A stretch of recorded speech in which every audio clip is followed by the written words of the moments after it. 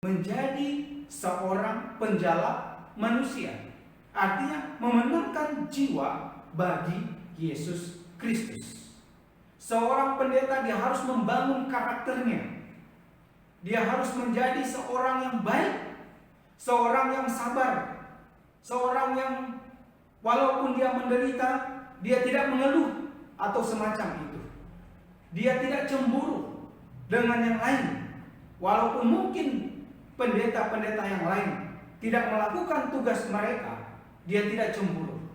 Dia juga tidak memegahkan dirinya dengan kehebatan, dengan kepintaran. Dia tidak menyombongkan diri dengan kebanggaan-kebanggaan intelektual yang dia miliki. Sebagai seorang pendeta, dia harus menunjukkan satu reaksi yang positif, reaksi yang pantas. Dia tidak menunjukkan kenyamanan bagi dirinya sendiri. Dia tidak mudah terprovokasi dengan orang lain. Dia sangat mudah untuk menanggung segala sesuatu, percaya segala sesuatu, dan mengharapkan segala sesuatu hanya dari Allah. Dan sekarang demikianlah ketiga hal ini: pengetahuan, metode penginjilan, tetapi yang terbesar dari hal ini adalah penginjilan. Jadi saudara-saudara, sahabat dan teman, ada pengetahuan, ada metode, tetapi yang lebih besar daripada itu adalah penginjilan. Apa itu penginjilan? Penginjilan adalah pembicaraan yang serius, sesuatu yang serius yang kita katakan kepada orang lain tentang Yesus Kristus. Penginjilan adalah amanat agung yang diberikan Yesus ketika dia mau naik ke surga. Dia katakan kepada para pengikutnya, "Pergilah kamu ke seluruh dunia, kabarkan berita keselamatan, kabarkan Injil kepada semua orang." Menjadikan mereka murid merupakan hal yang sangat serius.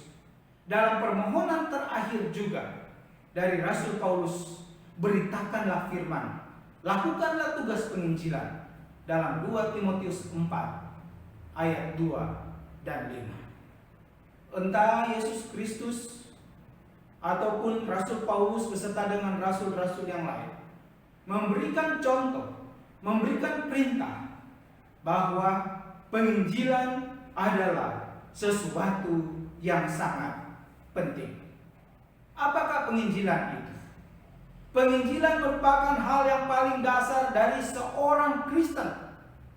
Dan ini adalah sesuatu yang dicari dan yang paling utama di dalam Alkitab.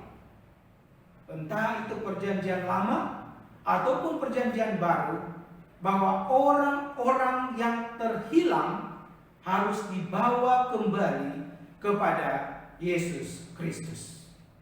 Bahwa juru selamat kita sendiri telah berbicara dengan jelas dan sungguh-sungguh dari tragedi penyangkalan terhadap hal-hal surga, maka jiwa-jiwa akan hilang ketika mereka menyangkal Yesus. Ketika mereka menyangkal tentang kebenaran, maka jiwa-jiwa ini akan hilang. Namun tawaran kasih karunia, anugerah Tuhan belum selesai sampai di situ. Kemurahan Allah masih terus diberikan, dan ini adalah tugas seorang pendeta. Hal itu sudah disampaikan oleh Simon Petrus ketika dia berkata, "Dan keselamatan ini tidak ada di dalam siapapun selain di dalam Dia.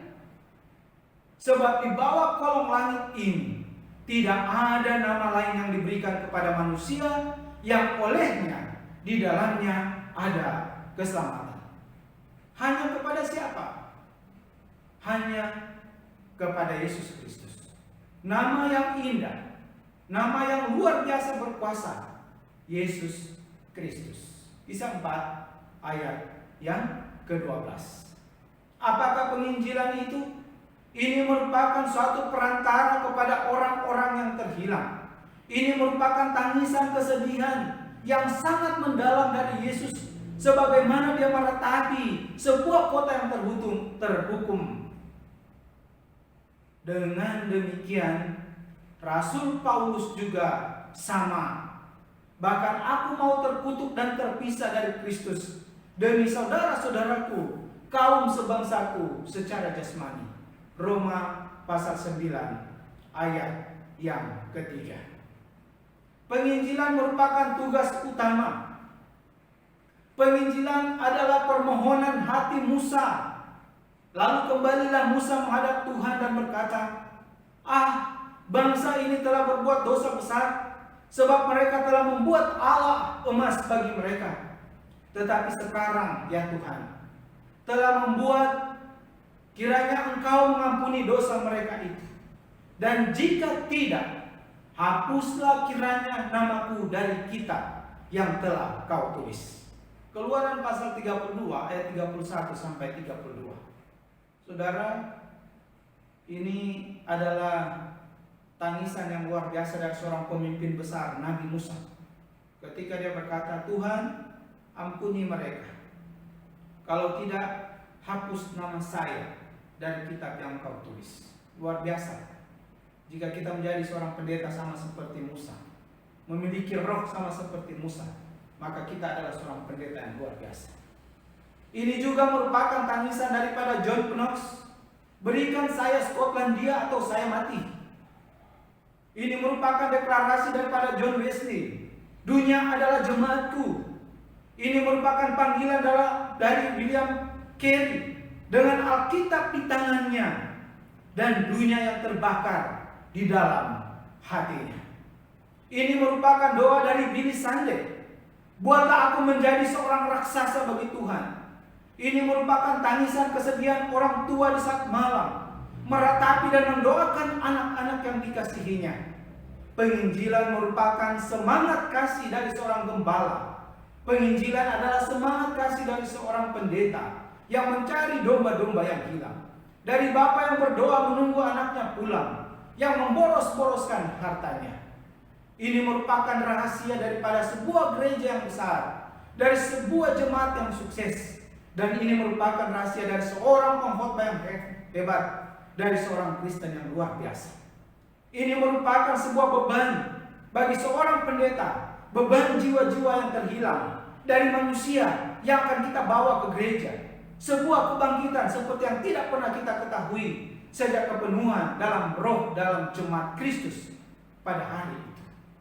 Sampai pada kesudahannya bahwa jemaat kita mungkin diselamatkan, bahwa gereja kita dapat hidup dan berkembang karena penginjilan, bahwa Kristus dapat dimuliakan dan dihormati karena penginjilan.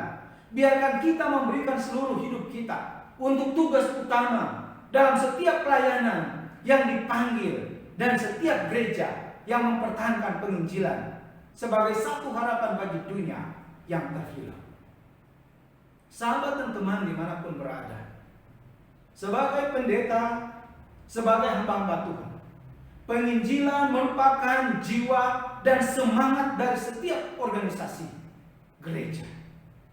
Bila gereja atau jemaat tidak memiliki misi, tidak memiliki visi, tidak memiliki lagi pandangan untuk memenangkan jiwa, maka dia bukan lagi jemaat atau dia bukan lagi organisasi bersama dengan Tuhan, tetapi dia adalah sekumpulan organisasi sosial. Dia adalah sekumpulan orang-orang yang memiliki hubungan yang baik. Ketika gereja memiliki penginjilan, mereka akan bertumbuh. Ketika mereka gagal untuk memenangkan jiwa, mereka tidak menyadari bahwa mereka sementara menuju pada kematian, mereka sementara sekarang. Hai sahabat-sahabatku, para pendeta, hamba-hamba Tuhan dimanapun berada, mari kita fokuskan diri kita. Kita melihat bahwa penginjilan adalah hal yang terutama di dalam diri kita sebagai seorang pendeta dan di dalam satu organisasi gereja di mana gereja itu berada. Orang-orangnya berada. Mereka harus memiliki roh untuk suka menginjil, mengabarkan kabar baik, kabar tentang Yesus Kristus yang telah datang dari surga, menjadi manusia, telah bertumbuh, memberikan contoh yang luar biasa, telah mati di atas bukit Golgota, dan memberikan perintah, pergilah kamu, jadikan semua bangsa muridku.